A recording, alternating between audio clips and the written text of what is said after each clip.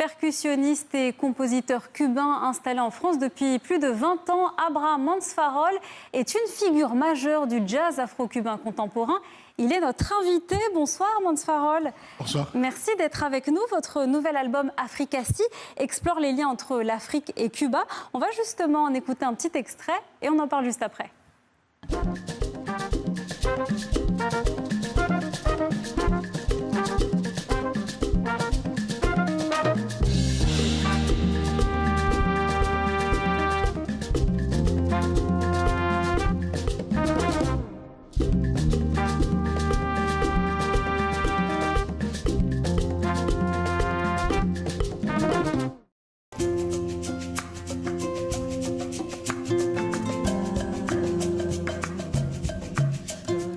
Alors on vient d'entendre Africacy, c'est le premier single éponyme extrait de ce nouvel opus. Comment est né ce troisième album?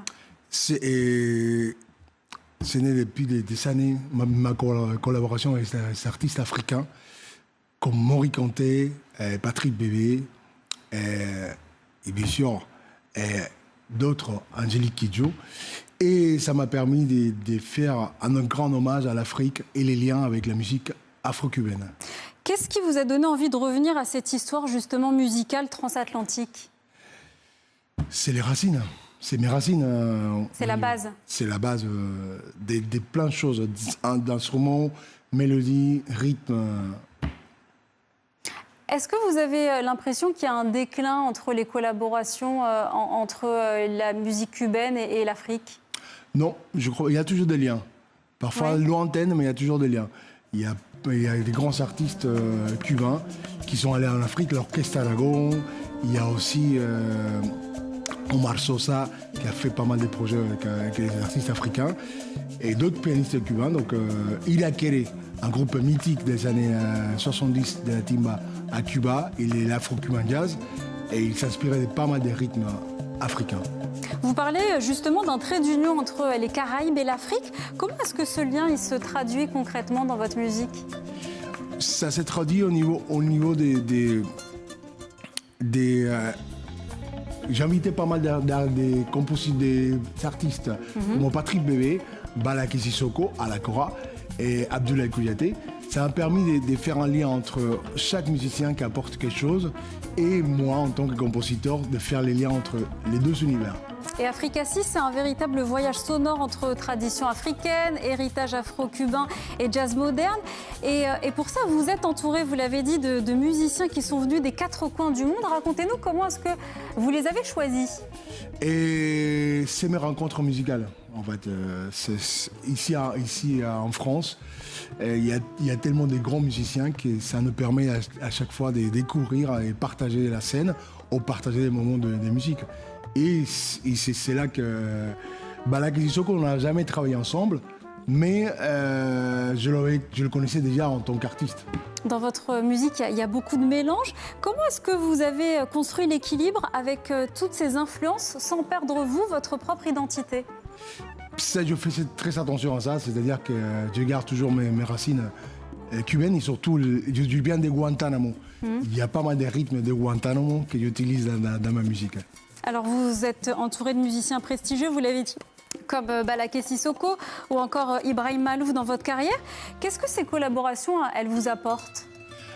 La collaboration avec Ibrahim Malouf, en fait, c'était pendant la tournée Sens et qu'il a fait un hommage à la musique latino-américaine, dans lequel projet il a invité plein d'artistes cubains.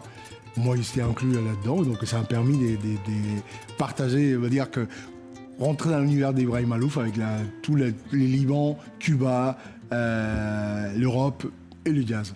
Alors vous êtes né à Cuba et vous êtes installé en France depuis 2002. En quoi est-ce que ce double ancrage il a façonné votre langage musical? Et déjà, j'ai appris une nouvelle langue, même si je ne maîtrise pas le français parfaitement. Vous le maîtrisez très très bien. J'essaie d'être clair dans la prononciation et musicalement aussi. Ici en France, j'ai fait pas mal de projets différents. J'ai fait un projet, par exemple, de percussion, dans lequel il y a un percussionniste indien, un percussionniste africain et un percussionniste qui joue la percussion brésilienne. Et c'est ça que je trouve qu'en France, on trouve pas mal des richesses musicales. Est-ce que vous avez des projets futurs sur scène? Est-ce que vous prévoyez d'aller jouer en Afrique, par exemple? Et, on est en train de faire... je suis sûr qu'en 2027, on va faire une résidence au Congo, à la terre de Monica Kabasele, la chanteuse. Donc, bien sûr, on va faire quelque chose. Monica, la chanteuse qu'on va entendre dans quelques instants. Merci beaucoup d'avoir été avec nous, Mance Farol. Je vous rappelle que pour ne rien manquer de la Coupe du Monde, le Club Mondial continue juste après le journal sur notre chaîne YouTube et sur Facebook avec Lise Lauretière et ses invités. Et en attendant, on se quitte en musique avec cet extrait. Ça s'appelle... El tiempo en Tempo, en compagnie, vous l'avez dit, de la chanteuse Monica Kabasele qui chante en Chiluba. Très belle suite des programmes sur TV5 Monde.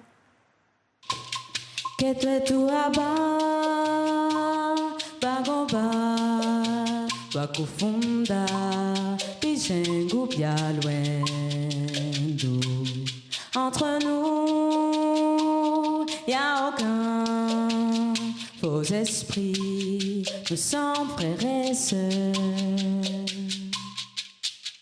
Pour moi et toi c'est pareil, nous sommes les mêmes familles. Ouais, ouais, les mêmes biachimwe, tout dit ben à mon tour.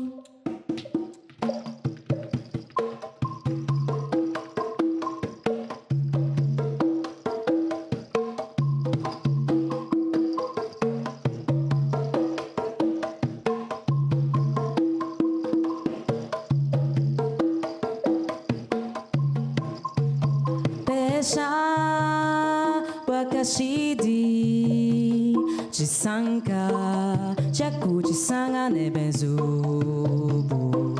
Ces moments tant précieux, transparents, la nuit disparaît. Pour moi et toi c'est pareil, nous sommes les mêmes familles. Ouais, ouais, les mêmes biachimwe, tout dit ben à mon tour. Ouais, ouais, les mêmes biachimwe, tout dit